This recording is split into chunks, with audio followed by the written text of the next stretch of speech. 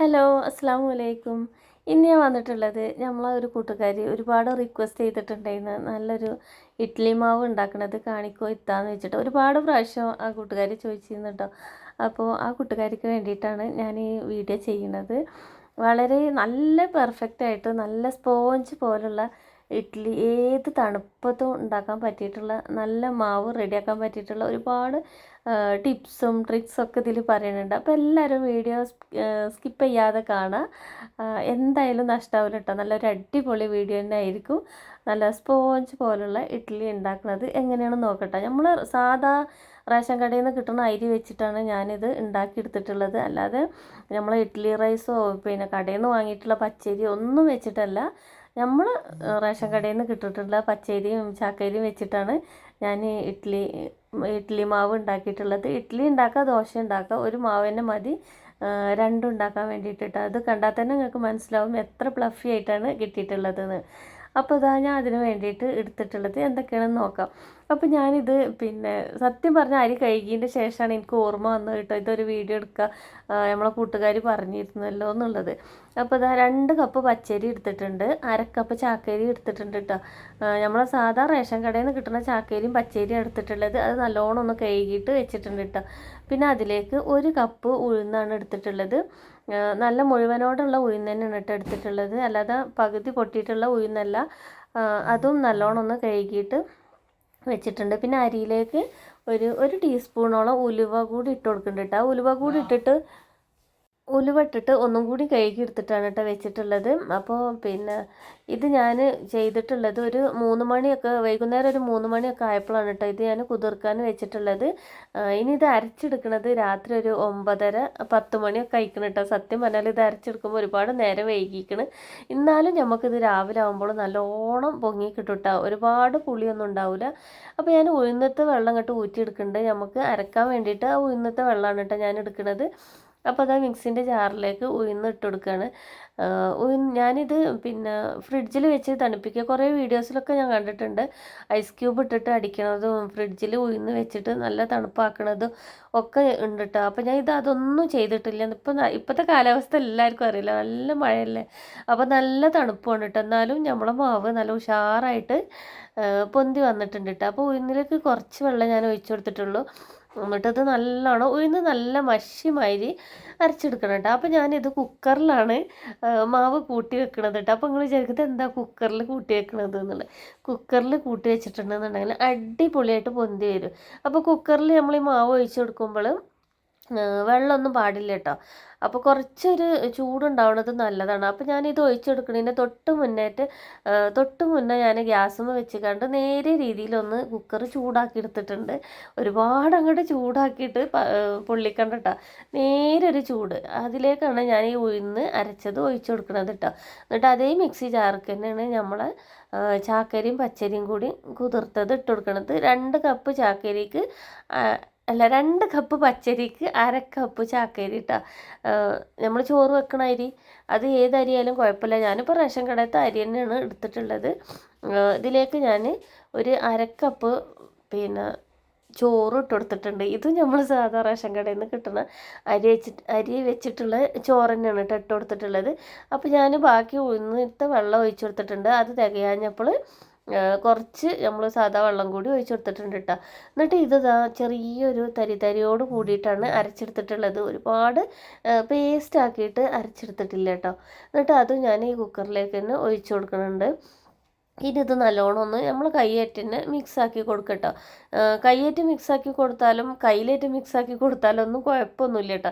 പക്ഷേ ഞാൻ സാധാ കൈയേറ്റ് തന്നെയാണ് ഇവിടെ മിക്സാക്കി കൊടുക്കൽ. അതുകൊണ്ട് വീഡിയോയിൽ ഞാൻ കൈ കൊണ്ട് തന്നെയാണ് കേട്ടോ മിക്സാക്കി കൊടുക്കുന്നത്. നമ്മളെ വീട്ടിലുള്ളവർക്ക് കഴിക്കാനുള്ളതല്ലേ. അപ്പോൾ കൈയൊക്കെ നല്ലോണം ഒന്ന് കഴുകിയതിന് ശേഷം നല്ലോണം ഒന്ന് അടിച്ചെടുക്കട്ടോ. നല്ലോണം ഒന്ന് ഒരു 3-4 മിനിറ്റ് നല്ലോണം ഇതേപോലെ ഒന്ന് ഫ്ലഫി ആക്കിയിട്ട് എടുത്താൽ മതി. അപ്പോൾ നമുക്കിതിൽ വെള്ളം കുറവാണെന്ന് തോന്നുകയാണെന്നുണ്ടെങ്കിൽ നമുക്ക് കുറച്ചും കൂടി വെള്ളം ഒഴിച്ചു കൊടുക്കട്ടോ. അതിനൊന്നും ഒരു പ്രശ്നവുമില്ല. ഉഴുന്നത്തെ വെള്ളം മാത്രമേ ഒഴിച്ചു കൊടുക്കാവുന്നു അങ്ങനെയൊന്നും ഇല്ല കേട്ടോ. ഇനി ഉഴുന്നത്തെ വെള്ളം ഇല്ല എന്നുണ്ടെങ്കിൽ സാധാ പച്ചവെള്ളം ഒഴിച്ചിട്ട് നമുക്ക് അരച്ചെടുത്താലും മതി കേട്ടോ. അപ്പോൾ അതാ ഞാൻ നല്ലോണം ഒന്ന് കൈ കൊണ്ട് തന്നെ നല്ലോണം ഒന്ന് അടിച്ചെടുത്തിട്ടുണ്ട്. ഉപ്പ് ഞാൻ ഇപ്പം ഇട്ട് കൊടുക്കണില്ല, രാവിലെ ഞാൻ ഇട്ട് കൊടുക്കണുള്ളൂ. പിന്നെ ഞാൻ ഇതിലൊരു സൂത്രം കാണിച്ചു തരാം. ഇത് വെളുത്തുള്ളി കേട്ടോ. ഈ വെളുത്തുള്ളിൻ്റെ 2 സൈഡും ഞാൻ ചെത്തി എടുത്തിട്ടുണ്ട്. എന്നിട്ട് നല്ലോണം ഒന്ന് വെള്ളത്തിൽ കഴുകി എടുത്തിട്ടുണ്ട് കേട്ടോ. ഇത് ഒരു വെളുത്തുള്ളി മുഴുവനില്ല, പകുതി ആയാലും കുഴപ്പമൊന്നുമില്ല കേട്ടോ. അപ്പോൾ എൻ്റെ കയ്യിൽ കിട്ടിയത് ഇതേപോലെ ഒരു പീസാണ്. അപ്പോൾ അത് ഞാൻ നല്ലോണം കഴുകി വൃത്തിയാക്കിയിട്ട് ഈ മാവിൽ ഇട്ടെടുത്തിക്കണം. ഏത് പൊന്താത്ത മാവും ഇതേപോലെ വെളുത്തുള്ളി ഇട്ടൊന്ന് ചെയ്ത് നോക്കിയിട്ടുണ്ടെന്നുണ്ടെങ്കിൽ പൊന്തി കിട്ടും കേട്ടോ. എന്നിട്ട് ഞാനിതാ ഇത് ഞാൻ വെറുതെ ഗ്യാസുമ്പോൾ കയറ്റി വെച്ചതാണ് കേട്ടോ. ഗ്യാസ് കത്തിച്ചിട്ടൊന്നുമില്ല, അങ്ങനെ അവിടെ അടുപ്പത്ത് വെച്ച് പിറ്റേ ദിവസം രാവിലെ അതിൻ്റെ ശേഷമാണ് കേട്ടോ. അപ്പോൾ ഞാൻ നിങ്ങൾക്ക് മാവ് കാണിച്ചു തരാം. നല്ലോണം പൊന്തി പ്ലഫി ആയിട്ട് വന്നിട്ടുണ്ട് കേട്ടോ നമ്മളെ മാവ്. അപ്പോൾ ഞാൻ കയ്യിലേറ്റ് ഇങ്ങനെ കോരി എടുക്കുന്നത് കാണുമ്പോൾ തന്നെ നിങ്ങൾക്ക് മനസ്സിലാവാം, നല്ല ഇതിൽ തന്നെ നല്ല പെർഫെക്റ്റ് ആയിട്ട് തന്നെ വന്നിട്ടുണ്ട് കേട്ടോ. ഇനി നമുക്ക് ഇതിൽ ഇട്ടിട്ടുള്ള വെളുത്തുള്ളി ഇല്ലേ, അത് എടുത്തുകൊണ്ട് നല്ലോണം കഴുകിയിട്ട് നമുക്ക് ഉപയോഗിക്കാം കേട്ടോ. ആ വെളുത്തുള്ളി കളയൊന്നും വേണ്ട. നമ്മൾ നല്ല ഒരു സൂത്രപ്പണി ചെയ്യാൻ വേണ്ടിയിട്ട് ഇതിലൊന്ന് ഇട്ട് വെച്ചെന്നേ ഉള്ളൂ. അത് നമുക്ക് കറിക്കൊക്കെ ഉപയോഗിക്കട്ടോ. എന്നിട്ട് ഇതാ ഇപ്പോഴാണ് ഞാൻ ഉപ്പിട്ട് കൊടുക്കുന്നത്. ഈ ഇഡ്ഡലി ഒരുപാട് നമ്മൾ നല്ലോണം ഇഡ്ഡലി പുളിച്ചിട്ടുണ്ടെന്നുണ്ടെങ്കിൽ ഇവിടെ ആർക്കും ഇഷ്ടമല്ല കേട്ടോ. ഒരുപാട് പുളിച്ചിട്ടുണ്ടെന്നുണ്ടെങ്കിൽ ആർക്കും അധികം ഇഷ്ടമല്ല. അധികം പുളിക്കാത്ത ഇഡ്ഡലിയാണ് ഇഷ്ടം. അപ്പോൾ ഇതേപോലെ ചെയ്തിട്ടുണ്ടെന്നുണ്ടെങ്കിൽ ഓവറായിട്ട് പുളിക്കൊന്നുമില്ല കേട്ടോ. ഞാൻ ഇഡ്ഡലിക്കും ദോശക്കും ഒരേ മാവ് തന്നെയാണ് ഉണ്ടാക്കൽ, വേറെ വേറെ മാവൊന്നും ഉണ്ടാക്കലില്ല. പിന്നെ അടുത്തൊരു സൂത്രം ഇതാണ്, ഞാൻ ബട്ടറിലാണ് നമ്മൾ ഇഡ്ഡലി തട്ടിൽ എണ്ണക്ക് പകരം ബട്ടറാണ് കേട്ടോ തേച്ച് കൊടുക്കൽ. ബട്ടർ തേച്ച് കൊടുത്തിട്ടുണ്ടെന്നുണ്ടെങ്കിൽ ഉണ്ടല്ലോ ഈസി ആയിട്ട് നമുക്ക് അതിൽ നിന്ന് റിമൂവ് ചെയ്തിട്ട് എടുക്കാൻ പറ്റും കേട്ടോ. ഇഡ്ഡലി പൊളിച്ചെടുക്കാൻ പറ്റും. അപ്പോൾ ആദ്യം ഞാൻ ഒന്ന് ആവി കയറ്റിയിട്ട് എടുക്കുന്നുണ്ട് കേട്ടോ. അപ്പോൾ ബട്ടർ ഒന്ന് മെൽറ്റ് ആവാൻ വേണ്ടിയിട്ട് ഇതിൽ വെച്ച് കൊടുക്കുന്നുണ്ട്. പ്ലാസ്റ്റിക് അല്ലേ ഉരുകുമെന്നൊന്നും ചോദിക്കണ്ട, അത് ഉരുകൂല കേട്ടോ. നമുക്ക് ചൂട് തട്ടിയിട്ടുണ്ടെന്നുണ്ടെങ്കിൽ അന്ന് ഉരുകൂല. അപ്പോൾ ഇതാ ഞാൻ ബട്ടർ മെൽറ്റ് ചെയ്തിട്ട് എടുത്തിട്ടുണ്ട്. നല്ലോണം ആവി വരുന്നുണ്ട് കേട്ടോ. അപ്പോൾ ഇനി ഇതിലേക്ക് നമുക്ക് ബട്ടർ തേച്ച് കൊടുക്കട്ടോ. ഇതേപോലെ ഒന്ന് നിങ്ങൾ തേച്ചിട്ട് ഉണ്ടാക്കി വെക്കാണ്ട് പിന്നെ നിങ്ങൾ ഇഡ്ഡലി തട്ടുന്ന ഇഡ്ഡലി കിട്ടണില്ല എന്നുള്ളൊരു പരാതി ഇനി നിങ്ങൾക്ക് ഉണ്ടാവില്ല കേട്ടോ. ഇതേപോലെ ബട്ടർ തേച്ച് കൊടുത്തിട്ടുണ്ടെന്നുണ്ടെങ്കിൽ അപ്പോൾ ഞാനിതാ ഇതിലേക്ക് ഒഴിച്ചു കൊടുക്കണം. എൻ്റെ ഇഡ്ഡലി തട്ട് എന്ന് പറഞ്ഞാൽ ഒരുപാട് കുണ്ടില്ല, പരന്നിട്ടുള്ളൊരു സൈസാണ് കേട്ടോ ഇഡ്ഡലിൻ്റെ തട്ട്. എനിക്കിഷ്ടമുള്ളത് നല്ല കുണ്ടുള്ള ഇഡ്ഡലി തട്ടാണെന്നുണ്ടെങ്കിൽ നല്ല എന്താ പറയുക ബോളുമാതിരി ഇഡ്ഡലി ആയി വരും. ഇത് അതുപോലെ അങ്ങോട്ട് ആയി വരില്ല കേട്ടോ. അതൊരു പരന്നിട്ടുള്ള ഇഡ്ഡലി തട്ടാണ്. പിന്നെ ഈ ഇഡ്ഡലി ചെമ്പ് എനിക്ക് ഭയങ്കര ഇഷ്ടമാണ്. അതെന്താണെന്ന് വെച്ചാൽ 18 ഒറ്റയടിക്ക് ഉണ്ടാക്കട്ടോ. ഒരു പ്രാവശ്യം നമ്മൾ ഉണ്ടാക്കിയാൽ മതി, 2-3 പ്രാവശ്യം ഒന്നും ഉണ്ടാക്കാനായിട്ട് നിൽക്കണ്ട. ഗ്യാസും ലാഭമാണ്, സമയവും ലാഭമാണ് കേട്ടോ. പെട്ടെന്ന് തന്നെ ആയി കിട്ടും. അപ്പോൾ പിന്നെ നമ്മൾ ചില ഇതുണ്ടാവും, വെള്ളം അങ്ങനെ ഉറ്റിയിട്ട് അടിയിൽ വെച്ചിട്ട് 3-4 തട്ടൊക്കെ ഉണ്ടെന്നുണ്ടെങ്കിൽ അടിയിൽ വെച്ചിട്ടുള്ള ആ ഇഡ്ഡലിമേലൊക്കെ വെള്ളം ഉറ്റിയിട്ടുണ്ടാവും കേട്ടോ. അപ്പോൾ അതെന്താണെന്ന് വെച്ചാൽ അതിൻ്റെ സൈഡിലുണ്ടാവുമല്ലോ ഓട്ടകൾ, അതെല്ലതും ഒരേപോലെ വരുന്നത് മാതിരി വെച്ച് കൊടുക്കരുത്. ഒന്നിൻ്റെ ഓപ്പോസിറ്റ് സൈഡിലേക്ക് വേണം അടുത്ത തട്ട് വെക്കുമ്പോൾ നമ്മൾ ഈ ഇഡ്ഡലി തട്ട് വെച്ച് കൊടുക്കാൻ. ആ ഓട്ടൻ്റെ നേരെ വെച്ച് കൊടുക്കരുത്. ആ ഓട്ടയത്തെ ആവി പിറ്റത്തെ പിന്നെ തട്ട് വെക്കുമ്പോൾ ഓട്ടമില്ലാത്ത ഭാഗത്തേക്ക് വേണം തട്ടാൻ. അപ്പോൾ ഞാൻ പറഞ്ഞത് നിങ്ങൾക്ക് എല്ലാവർക്കും മനസ്സിലായിട്ടുണ്ടാവും എന്ന് വിചാരിക്കണം കേട്ടോ. അപ്പോൾ ഞാനിതാ ലാസ്റ്റിലത്തെ തട്ടിലും ഒഴിച്ചു കൊടുക്കുന്നുണ്ട്. ഇത് നമുക്കൊരു 8-10 മിനിറ്റ് വേവിച്ചാലും മതി. ഞാൻ ഹൈ ഫ്ലെയിമിൽ തന്നെയാണ് ഇട്ടിട്ട് വേവിക്കുന്നത്, അല്ലാതെ മീഡിയം ഫ്ലെയിം ആക്കുക ലോ ഫ്ലെയിം ആക്കുക അങ്ങനെയൊന്നുമില്ല. ഹൈ ഫ്ലെയിമിൽ തന്നെ ഇട്ടുകൊണ്ട് ഒരു 8-10 മിനിറ്റ് വേവിച്ചെടുത്താൽ മതി കേട്ടോ. അപ്പോൾ ഞാൻ പിന്നെ അപ്പുറത്ത് സാമ്പാർ വെക്കാൻ വേണ്ടിയിട്ട് കുറച്ച് പച്ചക്കറിയൊക്കെ അരിഞ്ഞെടുക്കുന്നുണ്ട് കേട്ടോ. കുറച്ച് പകുതി ഞാൻ തലേ ദിവസം തന്നെ അരിഞ്ഞിട്ട് ഫ്രിഡ്ജിൽ വെച്ചിരുന്നു കേട്ടോ. പിന്നെ കുറച്ച് ഉള്ളിയൊക്കെ അരിഞ്ഞെടുക്കാനുള്ളത് രാവിലെയാണ് അരിഞ്ഞെടുക്കണത്. തോലൊക്കെ പൊളിച്ചിട്ട് വെച്ചതാണ്. പിന്നെ പിറ്റേന്ന് കറി ഉണ്ടാക്കാൻ നല്ല എളുപ്പമല്ലേ. അപ്പോൾ പരിപ്പ് വേവിച്ചിലേക്ക് കഷ്ണങ്ങൾ ഇട്ടെടുത്തിട്ട് കുറച്ച് പുളിവെള്ളം കൂടി ഒഴിച്ചു കൊടുക്കണം കേട്ടോ. ഒരു ചെറിയൊരു പുളിൻ്റെ ഒരു ടേസ്റ്റിന് മാത്രം കേട്ടോ. ഒരുപാട് പുളി സാമ്പാറിൽ ഇടുന്നത് എനിക്കിഷ്ടമല്ല.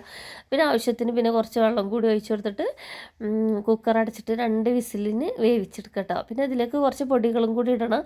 അത് ഞാൻ കാണിച്ചിട്ട് 1 ടേബിൾ സ്പൂൺ മുളക് പൊടിയും 1 ടേബിൾ സ്പൂൺ മല്ലിപ്പൊടിയും 1/4 ടീസ്പൂണ് മഞ്ഞൾപ്പൊടിയാണ് ഇട്ട് കൊടുക്കുന്നത്. പരിപ്പ് വേവിക്കുമ്പോൾ കുറച്ച് മഞ്ഞൾപ്പൊടി ഇട്ട് കൊടുത്തിരുന്നു.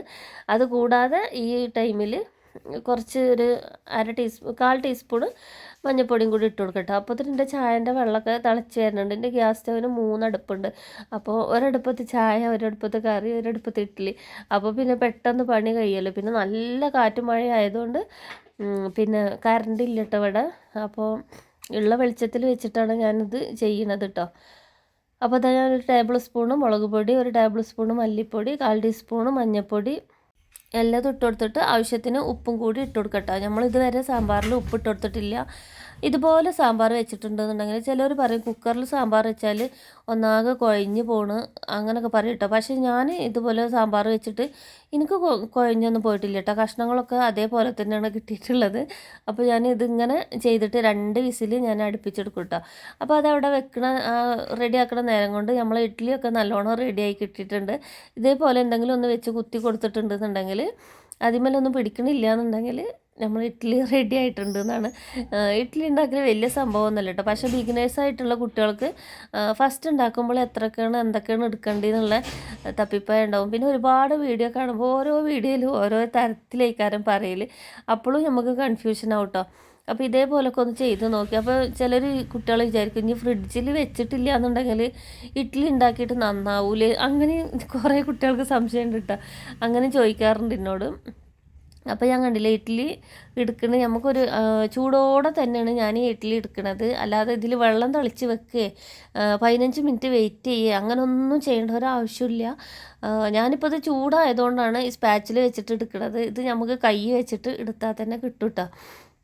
അപ്പോൾ നല്ല ചൂടായതുകൊണ്ട് തൊടാൻ പറ്റുന്നില്ല. നമ്മളിപ്പോൾ ഇതിൽ നിന്ന് ഇറക്കി വെച്ച പാടന്നെയാണ് എടുക്കുന്നത്. അല്ലാതെ ഇത് റെസ്റ്റ് ചെയ്യാനൊന്നും വെച്ചിട്ടല്ല കേട്ടോ എടുക്കുന്നത്. അപ്പോൾ ഞാനിത് ലാസ്റ്റ് ഒന്ന് കൈ കൊണ്ടും കൂടി എടുത്തിട്ട് കാണിച്ചു തരാം കേട്ടോ. അപ്പോൾ ഒരു സ്പാച്ചിൽ ഒരു സ്പൂണോ അല്ലാന്നുണ്ടെങ്കിൽ നമ്മൾ ഇഡ്ഡലി തട്ട് നേരെ ഒന്ന് കമഴ്ത്തി കൊടുത്ത് തട്ടി കൊടുത്താൽ മതി. എല്ലാതും പാത്രത്തിൽ തന്നെ അടർന്ന് വീണോളൂ കേട്ടോ. അപ്പോൾ അത് ഞാൻ എല്ലാതും ഇങ്ങനെ ഓരോന്നായിട്ട് എടുത്ത് വെക്കുന്നുണ്ട്. പിന്നെ നിങ്ങൾ ഈ വീഡിയോ കാണുന്ന ടൈമിൽ നിങ്ങൾക്ക് എൻ്റെ വീഡിയോ ഇഷ്ടമാകുകയാണെന്നുണ്ടെങ്കിൽ എല്ലാ കൂട്ടുകാരും ഒന്ന് ലൈക്ക് ചെയ്തിട്ട് കാണാം കേട്ടോ. പിന്നെ നിങ്ങൾ ഫ്രണ്ട്സിനും ഫാമിലിക്കൊക്കെ ബിഗിനേഴ്സായ ഒരുപാട് കൂട്ടുകാരുണ്ടാവും, എല്ലാവർക്കും ഒന്ന് ഷെയറും കൂടി ചെയ്ത് കൊടുക്കട്ടോ. നമ്മളെ വീഡിയോ ഇഷ്ടമാകുകയാണെന്നുണ്ടെങ്കിൽ എന്നാലേ നമ്മളെ വീഡിയോ ഒരുപാട് ആളുകളിലേക്ക് യൂട്യൂബ് എത്തിക്കുക റെക്കമെൻഡ് ചെയ്യുകയൊക്കെ ചെയ്യുള്ളൂ കേട്ടോ. അപ്പോൾ ഇതാ ഞാൻ ഇഡ്ഡലിയൊക്കെ പിന്നെ പാത്രത്തേക്ക് ആക്കി വെക്കുന്നുണ്ട്. അപ്പോൾ ഇത് ഞാൻ കൈ കൊണ്ട് തന്നെ എടുത്ത് കാണിച്ചു തരട്ടെ. അത് കണ്ട ഇതേപോലെ നമ്മളൊന്ന് ഇങ്ങനെ ഒന്നും നമ്മൾ ബലം കൊടുക്കൊന്നും വേണ്ട, വെറുതെ ഇങ്ങനെ എടുത്താൽ മതി, നമുക്കിത് ഇങ്ങോട്ട് കിട്ടും കേട്ടോ. പക്ഷേ ഒരുപാട് നേരം തൊടാൻ പറ്റില്ല, നല്ല ചൂടാണ് നമ്മൾ ഇഡ്ഡലിക്ക് കേട്ടോ. അപ്പോൾ ഞാനത് നമ്മൾ എന്താ പറയുക നല്ല സ്പോഞ്ച് കേട്ടോ. ഇതേമാതിരി നമ്മൾ കേക്കൊക്കെ ഇങ്ങനെ അമർത്തി പിടിക്കണ മാതിരി പിടിച്ചിട്ട് ഇങ്ങോട്ട് പിന്നെ നിവർത്തുമ്പോൾ അതേമാതിരി തന്നെ ആയി വരും കേട്ടോ. അപ്പോൾ ഇതിൻ്റെ ഉള്ളിൽ കാണുമ്പോൾ എല്ലാ കൂട്ടുകാർക്കും മനസ്സിലാവും ഇത് എത്രമാത്രം ഫ്ലഫി ആയിട്ട് തന്നെയാണ് നമുക്ക് കിട്ടിയിട്ടുള്ളത് എന്നിട്ട്. അപ്പോൾ ഇഡ്ഡലി ഉണ്ടാക്കിയിട്ട് ഫ്ലോപ്പ് ആയവരൊക്കെ ഇതേപോലെ ഒന്ന് ഇഡ്ഡലി ഉണ്ടാക്കി നോക്കേണ്ടി. അപ്പോൾ ശരിയാവാതിരിക്കുന്ന എല്ലാതും നല്ല പെർഫെക്റ്റ് ഓക്കെ തന്നെ ആയിട്ട് വരും കേട്ടോ. അപ്പോൾ ഇത്രയേ ഉള്ളൂ നമ്മളെ ഇഡ്ഡലിൻ്റെ പണി. അപ്പോൾ ഞാൻ കുറച്ചും കൂടി വീഡിയോ ഒക്കെ എടുക്കണം എന്ന് കരുതിയത് കേട്ടോ. ഇതിൽ സാമ്പാർ കഴിക്കണതൊക്കെ കാണിച്ചു തരാം.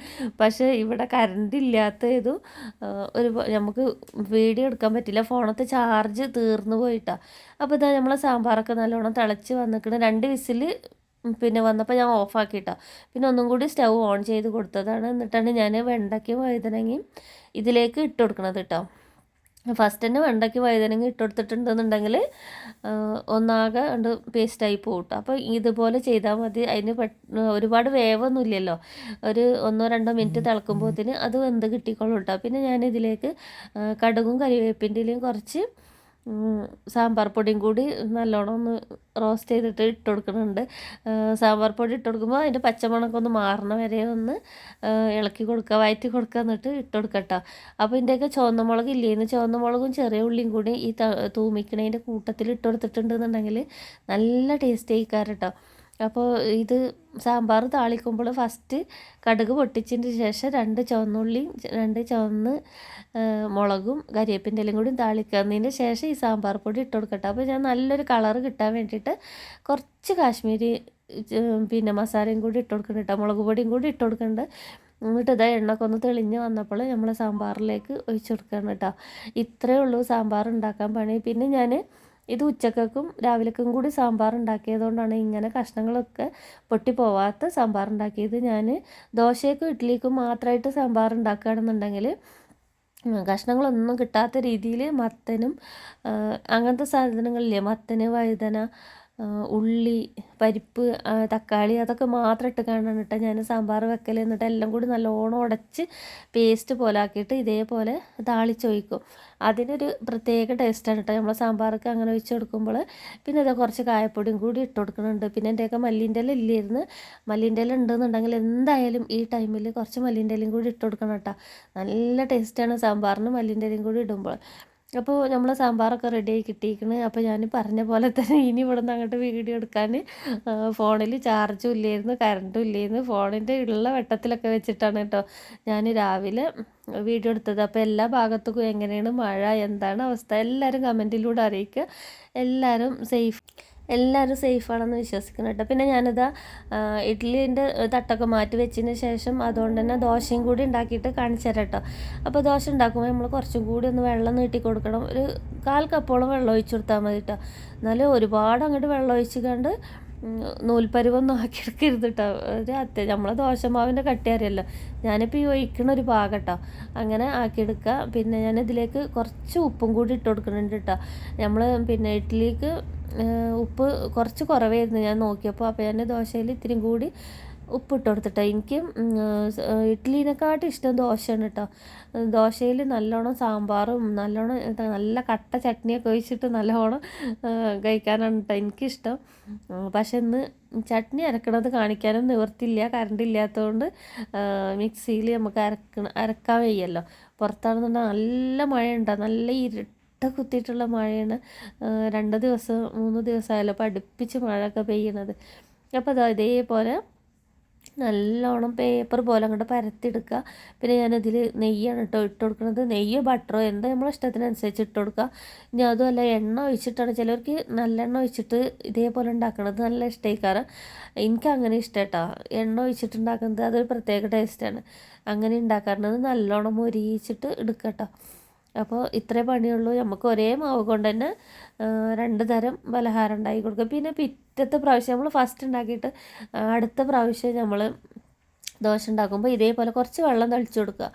അപ്പോൾ നമുക്ക് അടിയിലൊന്നും ഒട്ടിപ്പിടിക്കൂല, നല്ല ഈസി ആയിട്ട് പരത്തിയെടുക്കാനും പറ്റും. കല്ലിൻ്റെ ചൂടൊന്ന് ബാലൻസ് ആയിട്ട് കിട്ടും ചെയ്യും കേട്ടോ. നമ്മൾ ഫ്ലെയിം ഒന്ന് കുറച്ച് കൊടുത്തതിന് ശേഷം മാത്രം ഇതേപോലെ നമുക്ക് പരത്തിയെടുക്കാം കേട്ടോ. മാവ് എത്ര വേണമെന്നുണ്ടെങ്കിൽ നമുക്ക് വലുതാക്കിയിട്ട് എടുക്കട്ടെ. ദോശ നമ്മളെ ഇഷ്ടത്തിനനുസരിച്ചിട്ടുള്ള വലുപ്പത്തിനനുസരിച്ചിട്ട് ചെയ്തെടുക്കുക. അപ്പോൾ അതാ ഞാൻ 2 ദോശ ഇട്ട്. ദോശ എനിക്കിഷ്ടം ചൂടോടെ നമ്മൾ കഴിക്കുമ്പോൾ ചുട്ടെടുക്കാനാണ് നല്ല ടേസ്റ്റ് ഉണ്ടാവില്ല കേട്ടോ. നമ്മൾ ഒരുപാട് ചുട്ട് വെച്ചിട്ടുണ്ടെന്നുണ്ടെങ്കിൽ അത് രസം ഉണ്ടാവില്ല. നമ്മൾ എപ്പോഴാണോ കഴിക്കാൻ വരുന്നത് അപ്പോൾ ചുട്ടെടുക്കുക, അതാണ് നല്ല ടേസ്റ്റ് ഉണ്ടാവൽ. അപ്പോൾ എല്ലാവരും ഇതേപോലൊക്കെ ഒന്ന് ചെയ്ത് നോക്കൊണ്ട്. നമ്മൾക്ക് ഇതേമാതിരി ഫ്രിഡ്ജിൽ ഉപ്പിടാതെ ആക്കി വെച്ചിട്ടുണ്ടെന്നുണ്ടെങ്കിൽ ഒരാഴ്ചയോളമൊക്കെ ഇരിക്കും കേട്ടോ. ഈ മാവ് ഇങ്ങനെ റെഡിയാക്കിയിട്ട് നമുക്ക് ആവശ്യത്തിനുള്ളത് പാത്രത്തിൽ നിന്ന് എടുത്തിട്ട് ഉപയോഗിച്ചാൽ മതി. അപ്പോൾ എല്ലാവർക്കും വീഡിയോ ഒക്കെ ഇഷ്ടമായിട്ടുണ്ടാവും എന്ന് വിചാരിക്കുന്നു. അപ്പോൾ ഇത്ര തന്നെ ഉള്ളൂ. ഇനി ഒരു അടിപൊളി നല്ല വീഡിയോ ആയിട്ട് വരുന്നുണ്ട്. അപ്പോൾ എല്ലാവരും സപ്പോർട്ട് ചെയ്യുക. ഒരുപാട് സ്നേഹത്തോടെ സ്വന്തം നൂറാ തിരൂർ.